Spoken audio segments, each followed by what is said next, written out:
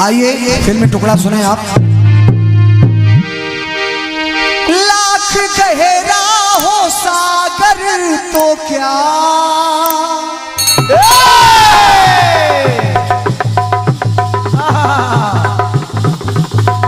वाह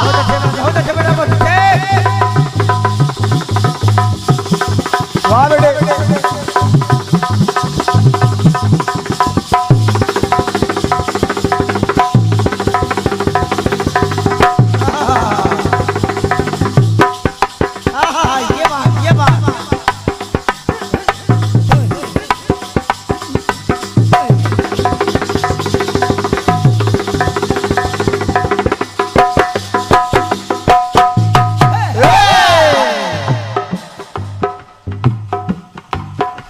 अच्छा,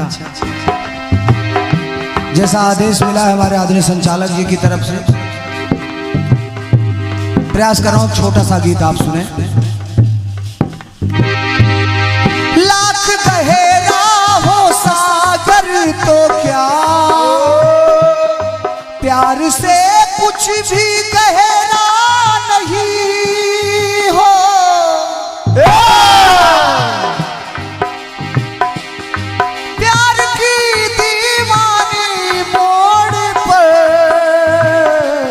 जिसका हर दिल से गहरा न हो, हाँ गहरा न हो,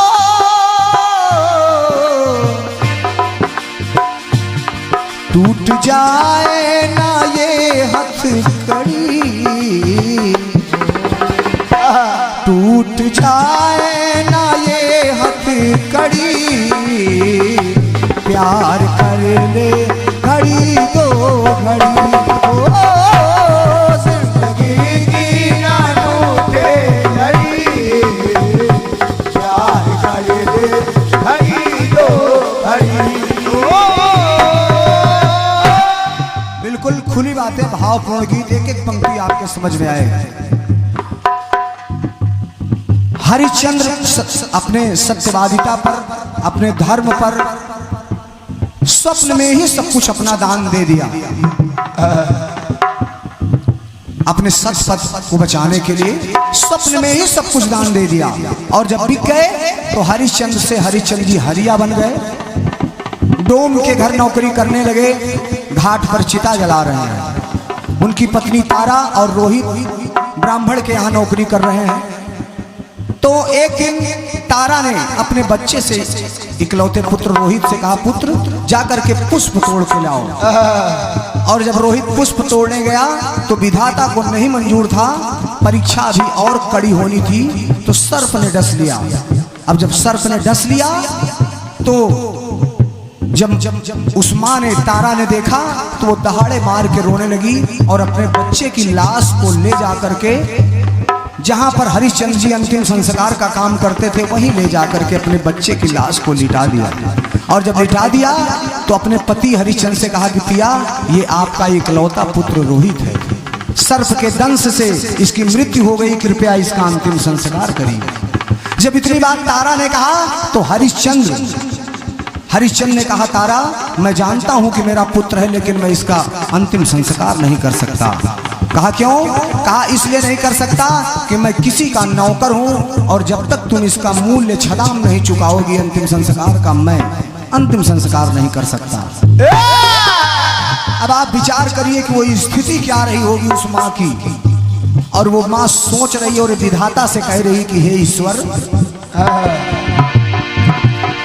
आई कितनी मुसीबत बड़ी, प्रभु से कह रही कि भगवान आई कितनी मुसीबत बड़ी, आज घेरे है दुख की घड़ी। और प्रभु ये जो आज मेरा बच्चा मृत होकर के लेटा है, मखमली सेज पर था जो सोता, मखमली सेज पर था जो सोता, लाश उसकी कफन बिन पड़ी। कहा विधाता, एक समय मेरा पुत्र राजकुमार हुआ करता था, मखमली सेज पर था जो सोता, लाश उसकी कफन बिन पड़ी। आज घेरे है दुख की घड़ी, लाश कफन बिन पड़ी। आज घेरे है दुख की घड़ी। कहा तारा ने कि प्रभु वो भी रूठा है, किस्मत भी रूठी।